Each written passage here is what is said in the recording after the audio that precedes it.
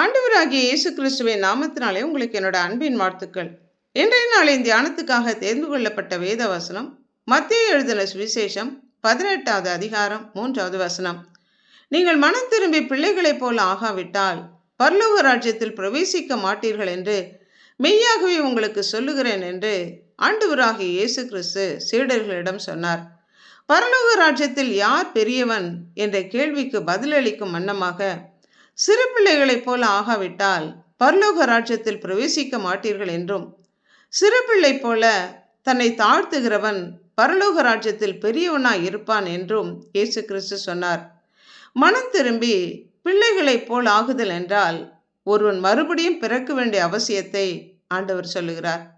நாம் வாழ்ந்து கொண்டிருக்கிற இந்த பாவமான வாழ்க்கையை விட்டு தேவனை விசுவாசித்து மனம் திரும்பி அவருடைய பிள்ளையாக அவருடைய வார்த்தைகளுக்கு கீழ்ப்படிந்து நடப்பதாகும்.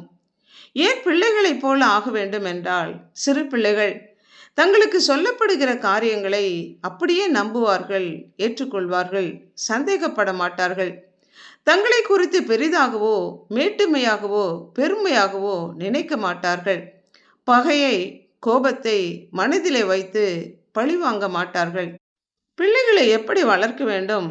உபாகம புஸ்தகத்தில் சொல்லப்பட்டபடி தேவனாகிய கர்த்தரை முழு இருதயத்தோடும் முழு மனதோடும் நேசித்து அவருடைய வார்த்தைகள் ஒவ்வொன்றையும் நியமங்களையும் கடைபிடிக்க வேண்டும் என்று கருத்தாய் அவர்களுக்கு போதிக்க வேண்டும். பிள்ளைகளுக்கு பெற்றோர்கள் தான் வழிகாட்டி, ரோல் மாடல். நாம் எதை அவர்களுக்கு போதிக்கிறோமோ அதை நாம் கடைபிடித்திருக்க வேண்டும். நாம் அவர்களுக்கு சொல்வது ஒன்று, நாம் செய்வது வேறு என்று செய்கையிலே வித்தியாசமாய் இருக்கக்கூடாது. பிள்ளைகள் நம்மை பார்த்து வளர்கிறார்கள். அவர்கள் வேதம் வாசிப்பிலும் ஜெபத்திலும் தேவனுக்கு அடுத்த காரியங்களிலும் அவர்கள் இடராதபடி, இடறுவதற்கு நாம் காரணமாய் இராதபடி அவர்களுக்கு நல்ல முன்மாதிரிகளாக நாம் இருக்க வேண்டும்.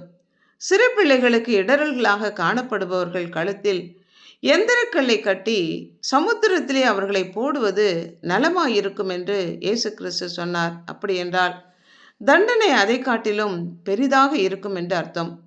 நீதிமொழிகளிலே சொல்லப்பட்டபடி பிள்ளையானவனை நடக்க வேண்டிய விதத்திலே நாம் நடத்தும்போது முதிர் வயதிலும் அதை கை கொண்டு நடப்பான். தேவை ஏற்படும் போது பிரம்பை கொண்டு பிள்ளையின் மனதில் ஒட்டியுள்ள மதி இனத்தை நாம் அகற்ற வேண்டும். ஆனபடினாலே இந்த பூமியிலே நாம் சிறு பிள்ளை போல கர்த்தருடைய வசனத்தை விசுவாசித்து ஏற்றுக்கொண்டு தேவனுக்கு முன்பாக நம்மை தாழ்த்தி அவருக்கு கீழ்ப்படிந்து நடக்க வேண்டும். கோபத்துக்கும் வெறுப்புக்கும் கசப்புக்கும் பழிவாங்குதலுக்கும் நாம் இடம் கொடுக்காதபடி சிறு பிள்ளைகளைப் போல மற்றவர்கள் நமக்கு விரோதமாக செய்த பாவங்களையும் துரோகங்களையும் மன்னித்து மறந்து அவர்களை ஏற்றுக்கொண்டு நான் என்கிற அகந்தையும் பெருமையும் மேட்டுமையும் இராதபடி தேவனுக்கு முன்பாக சிறு பிள்ளை போல நம்மை தாழ்த்த வேண்டும்.